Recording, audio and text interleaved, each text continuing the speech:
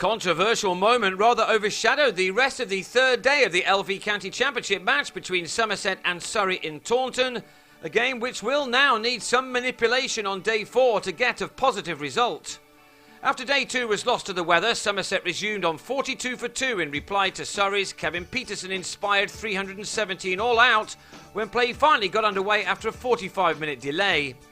Even though so many overs had been lost, the game was still alive at this stage.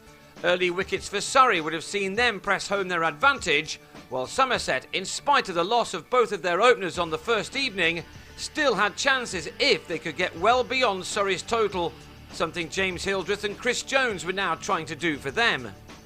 Hildreth, who recently became only the second player to pass 1,000 first-class runs this season, added another 50, his 7th this year, as Somerset began the day well.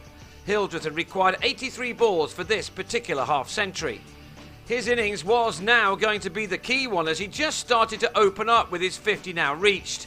He would have enjoyed taking on Murali Kartik, a man he shared a dressing room with for a number of years, and John Lewis, who, as a Gloucestershire player for 17 seasons, is always reminded of his roots by the Taunton faithful. In 29 balls, Hildreth had raced from his 50 to 85, but then Kartik had him legged before on the sweep to end a third-wicket partnership of 135. Jones had just completed the 4th 50 of his first-class career when he also fell leg before to Kartik in the former Somerset man's next over. Kartik then made it 3 in 3 overs by hitting Joss Butler on the bat leg to have him plumb in front and reduce Somerset to 167 for 5, still 150 runs behind.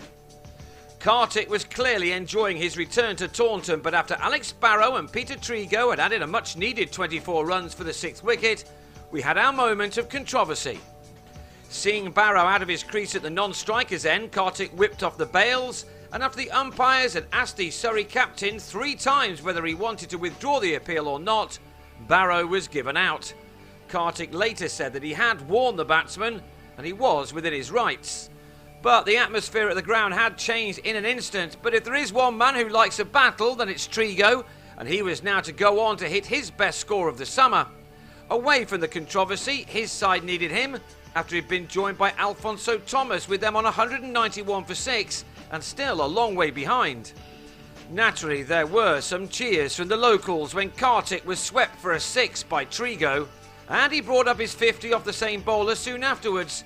Since the run-out, Kartik had certainly not had the same success with the ball as he'd had before the incident, and Trigo had plenty to do with that. So, to jeers from the crowd, Captain Gareth Batty brought himself on, and Trigo pulled him for a 4 immediately.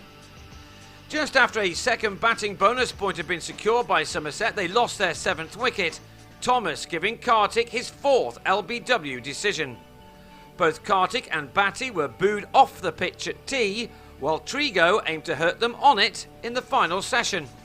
He added 29 with George Dockrell before the Irishman edged Stuart Meaker behind on 1 to the second new ball. Meaker then bowled Trigo with a delivery which kept low as the batsman fell just 8 runs short of his first 100 of the season. With 6 more runs needed for a 3rd bonus point, Steve Kirby nicked a swish behind as Meaker matched Kartik with his 4th wicket to remove Somerset for 294. That gave Surrey a lead of 23, and they now had 20 overs in the day to build on that. Time enough for Rory Burns and Zafar Ansari to add 58 runs to their advantage. Not everything came off the middle of the bat, but this pair ensured that they didn't give their opponents the upper hand, going into what may just be a slightly tense final day. Surrey will start it with a lead of 81 runs with all of their second innings wickets in hand, although it may be difficult for either side to now force a result they both need for very different reasons. How much the two captains are prepared to negotiate remains to be seen.